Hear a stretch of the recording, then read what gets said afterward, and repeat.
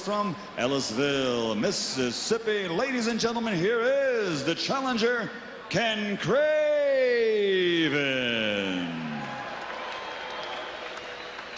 And his opponent across the ring, fighting out of the red corner, wearing the red, white, and blue stars and bars, and weighing in at 320 pounds. His professional record, 46 victories with 35 knockouts. Only one loss with 2 draws, from Jasper, Alabama. Ladies and gentlemen, the reigning and defending king of the 4-rounders, Butterbean.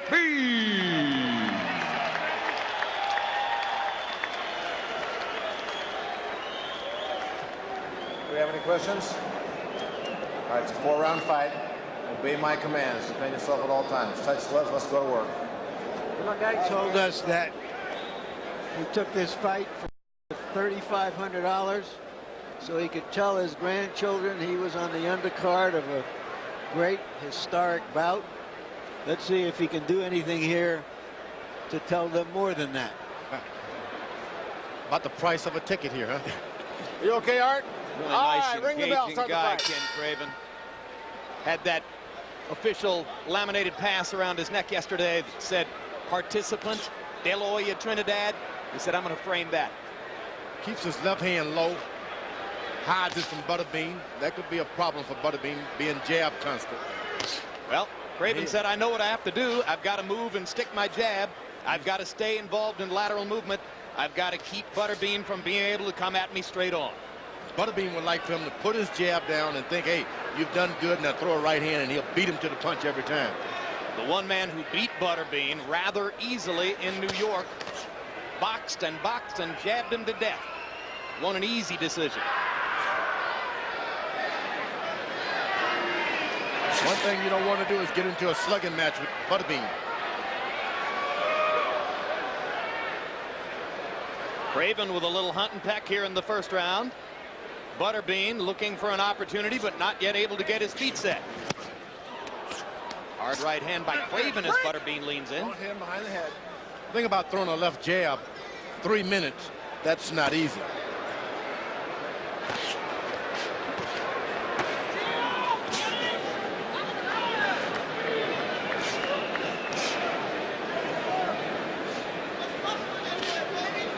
Butterbean waits for you to throw the right hand so he can beat you to the shot.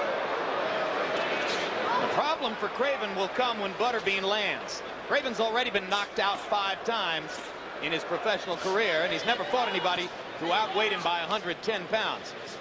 So far in the first round, Craven's done a pretty good job of making Butterbean fight his fight.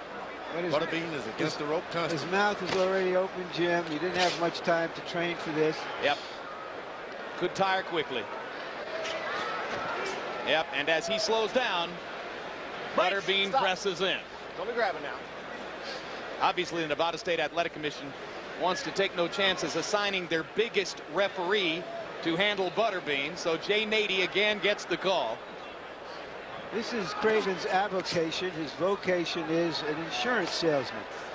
I wonder if he's taken out any extra insurance on himself. Let him out of there. Step back. Thank you. Butterbean want to mix it up. Gets frustrated when the guy just move and box.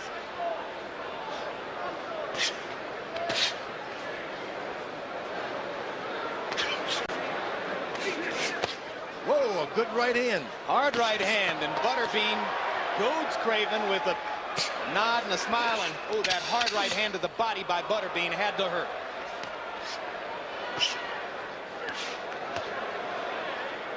Butterbean should stay just a little closer to the long arm opponent. Score that round for Craven, Harold. Please, do it for me.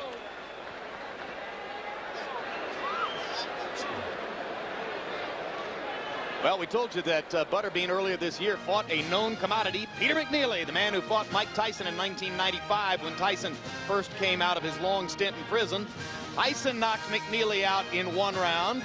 McNeely certainly hoped for better against Butterbean, but midway through the first, Butterbean began landing his big shots, and as Butterbean fired at will with round 1 coming to a close, referee Jay Nady stopped it at 2:59 of the first. McNeely said, hey, wait a minute. Why did he stop it at 259? I wasn't on the canvas. He was supposed to be.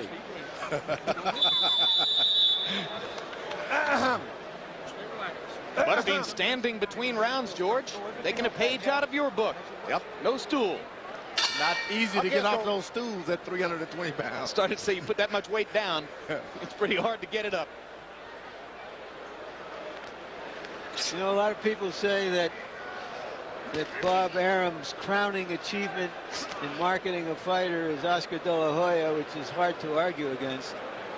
But you could give him some high marks for the way he's marketed Butterbean as well. Done a great job. It's a household word. Name.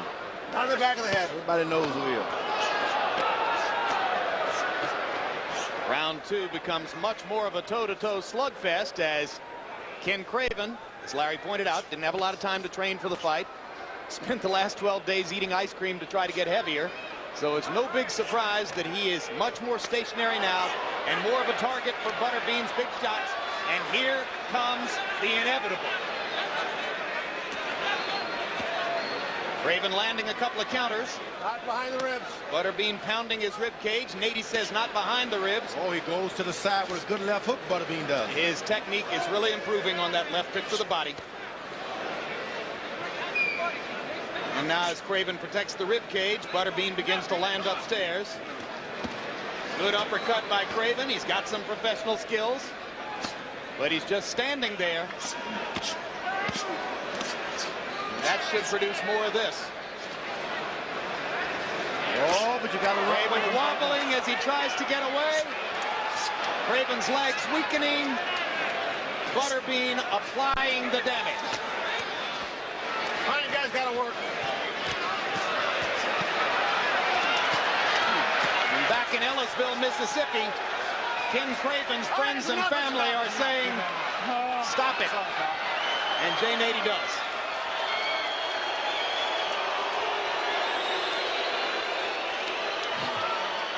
Another